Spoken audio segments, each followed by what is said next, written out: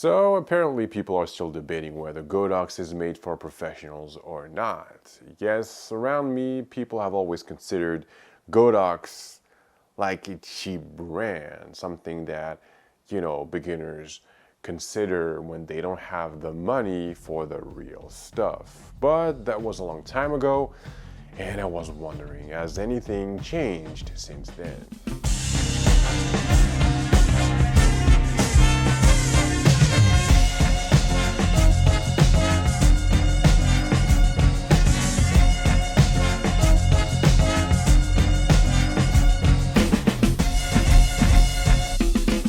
It's hard to get rid of a reputation, or at least change it. I never really looked at GODOX, and as a professional, you're better off investing your money in pro photo or Broncolor.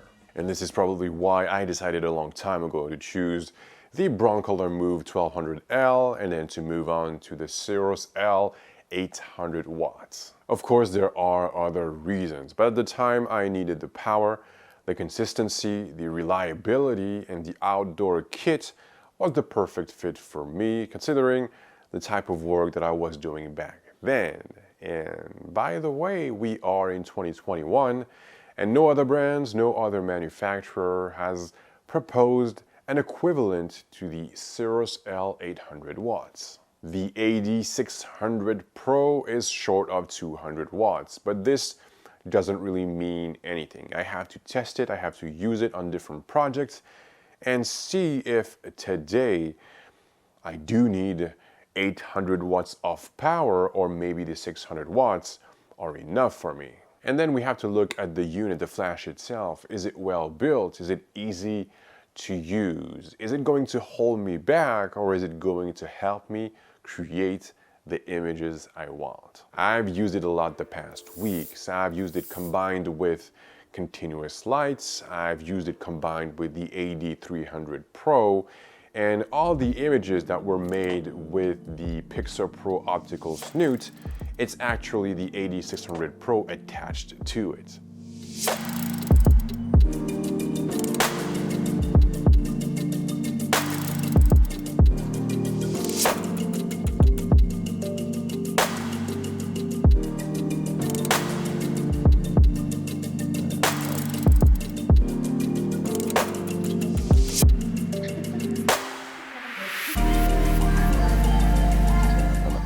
Un an de Covid, il n'y a plus de muscles.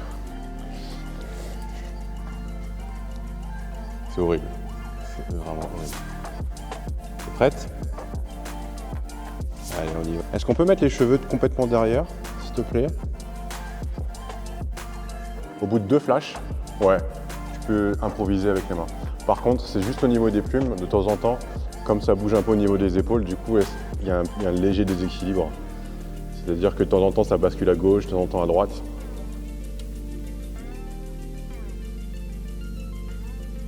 Donc tu vas te décaler légèrement sur ta droite. Là, c'est bien. Peut-être un poil trop, reviens sur ta gauche un petit peu. Là.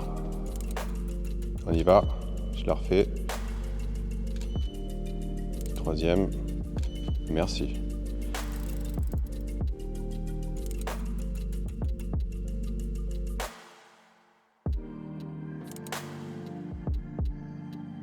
Et le front toujours, comme j'avais dit tout à l'heure en fait, le front penché de ce côté. Voilà, c'était ça.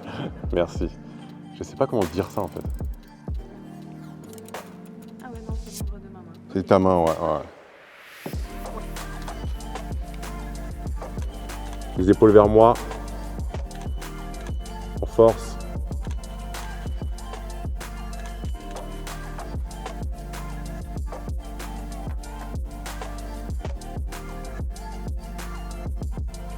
Qu'est-ce que tu as fait là? Tu l'as levé à un moment donné.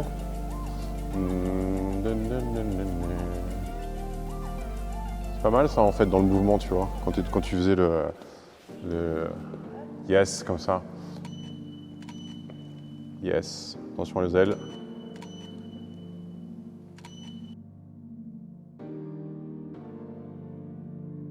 And here is one of my latest sessions where I'm using the AD300pro and the AD600pro.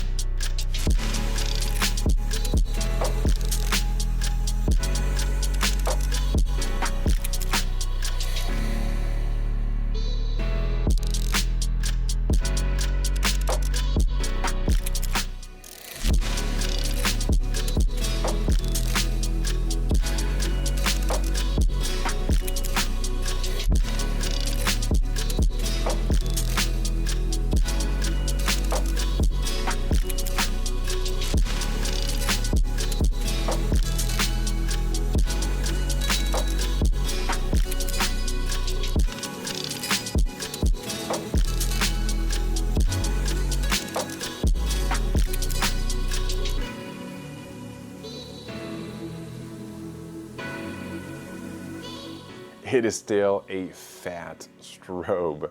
Here, side by side, we can actually see where the inspiration comes from. In terms of size and weight, we are not too far from the Broncolor Cerocell, but I still find these flashes too bulky and too heavy. On the plus side, for the GODOX AD600pro, I really like their handle here. The system is well made and a little bit better than the one on the Broncolor Cerocell. There is something I do not like about this flash. It's the big screen. Now let me explain. I know that a lot of you actually love that screen because it lets you access all the different menus and settings really easily. But I kind of break stuff. So if this flash falls to the ground, I'm not sure that this screen will survive. When looking at the overall build, when I'm holding it in my hands, I'm not sure if this will stand the test of time. It feels really plasticky, and the first day that I had it with me, I wanted to charge the battery, and the rubber protection on top just came off.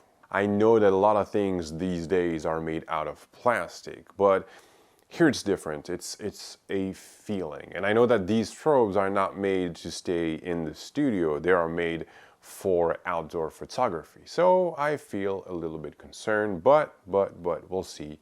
Again, only time will tell. The colors are really accurate. They're consistent. I never had any dramatic changes in color temperature. Insignificant, really minor color shifts. You can really rely on this flash for your photography. No misfires for me. I'm using the X Pro transmitters, and so far so good. And you may have noticed none of these examples were made outdoors, and it's a shame. I really hope I will have the opportunity to make a session outdoors. Maybe I will film it, maybe for this YouTube channel. So I guess things do change considering the price and the performance. Why wouldn't you use the AD600pro on a professional shoot? Why? The advantages of bigger brands is the availability of parts. So if you break something, you might be able to repair it or replace at least parts of it. Customer service too. It's really hard to have someone to speak to every time you have a problem, and especially with smaller companies. And yes, and of course, the reliability of their supplying chains, delivering in time and less faulty units. Am I switching from Broncolor to GODOX? I think it's too soon to say. I'm still really happy with my Broncolor Cerocell 800 watts. They fell so many times and they still work flawlessly. I mean, I'm still waiting for an eventual update from Broncolor, and if this never happens, then maybe it will be the time for me to switch. GODOX also has the AD1200pro and the AD2400pro, but I haven't seen a lot of footage behind the scenes or reviews online, so I believe these are not easy to get. But this means that GODOX is really serious about their flashes, and that's a good thing. More competition means that we might get more affordable tools that still deliver stellar performances. So I guess that we will continue this conversation in another video. Thanks to my first video on the AD300pro, I know that a lot of you are GODOX users. So this means that you have much more experience than me with their flashes. So please, in the comments below, share with us your experience with your GODOX flashes. How are they behaving now compared to when you received them? Did you break anything? Was it easy for you to repair them? Please tell us in the comments below. And of course, I will keep you updated, but I guess that you already know that. I will catch you in the next one. Thanks for watching, and until then, please have a good one.